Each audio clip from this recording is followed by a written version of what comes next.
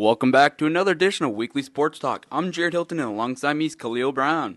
Last Wednesday, Cedar Falls in the first round of the playoffs played in the Dome. They defeated the Muscatine Muskies 51-7.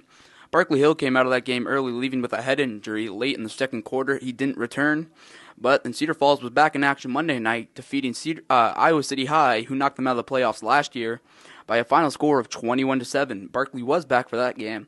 And next, for the quarterfinals, the Tigers will be on the road at Cedar Rapids, Washington, Friday night at 7 o'clock. In those two games, what did you see out of the Tigers, and what do you expect coming in to play in Washington, who's only 8-3, but defeated the first number one seed, 11-0, undefeated Linn-Mar last week in the playoffs? Yeah, the Tigers played really, really well, especially on defense. It's been their main point the whole year. Then obviously giving the ball to Barkley is a high point in the offense, and they just played really well overall.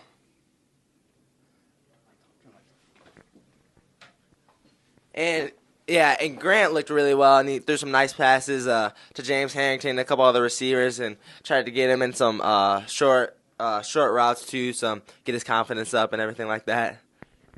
It'll be interesting to see how the Tigers fare Friday night against Washington, a team that come out late and really showed their dominance. And the Cedar Falls volleyball team playing their second postseason game tonight at the Roundhouse in Marshalltown. They'll be playing Des Moines Dowling. Tigers a young team, not a whole lot of experience there. How do you see the Tigers playing in a big game like this? Yeah, well, they're all really excited and hyped up for this game. They really want to try to get down to state. Dowling's a really good team. They're ranked number 4 in the state right now, and it's going to be tough for them. They got to get out early and play the best volleyball tonight if they're trying to get to state. And it's going to be a tough game and a tough environment at the Roundhouse in Marshalltown. And Dowling's going to have a lot of people. Hopefully CF will bring some people as well, and they can just get hyped up and motivated to win this game. It's do or die for the Tigers tonight. And the Iowa football team lost 22-21 at Minnesota last week for the second time. Marcus Coker, 25 carries for 250 yards, but the Minnesota offense rallied late on an onside kick, drove right down, and put it in on Iowa to beat them for the second year in a row. How did you see Minnesota and Iowa play in that game, and how do you think Iowa fans respond to losing yet another game to the Gophers?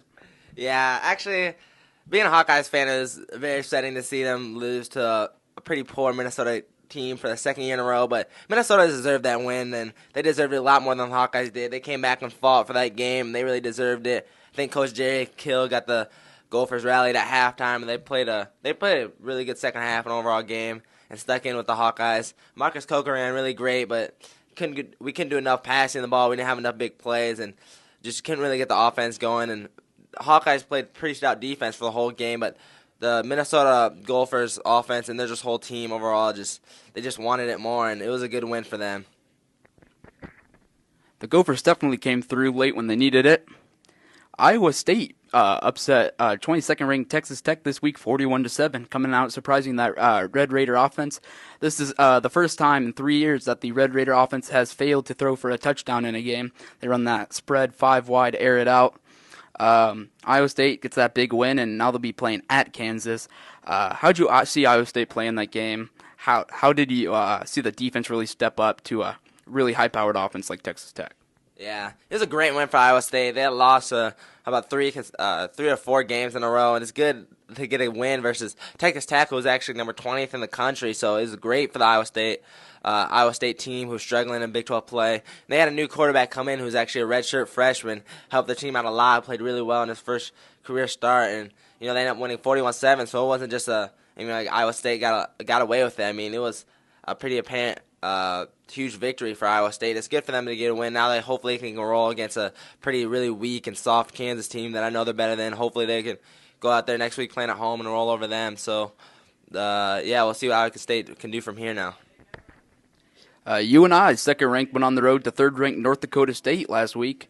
They dropped that game 27-19. A lot of people were calling that North Dakota State's biggest game. How do you see UNI responding to getting upset? The playoffs coming up here. Playing Youngstown State at home this week, trying to redeem themselves. Yeah, it was a really well-fought game by UNI. North Dakota State's a really good team. They're undefeated right now, and UNI, only has that one loss. to a loss to them now, and so they're a really good team. They just have to improve from this now and get better, work on the things that they didn't do as well in that game. And I think I see them coming out at home versus Youngstown State in the Dome and playing a really good game and coming off from that loss and just improving. And, hopefully from here they can go on and get better and try to play the Pizza Hut Park at this championship game like I was saying before. Thanks for joining us for another edition of Weekly Sports Talk. Reporting for the Tiger Highline Online, I'm Jared Hilton with Khalil Brown.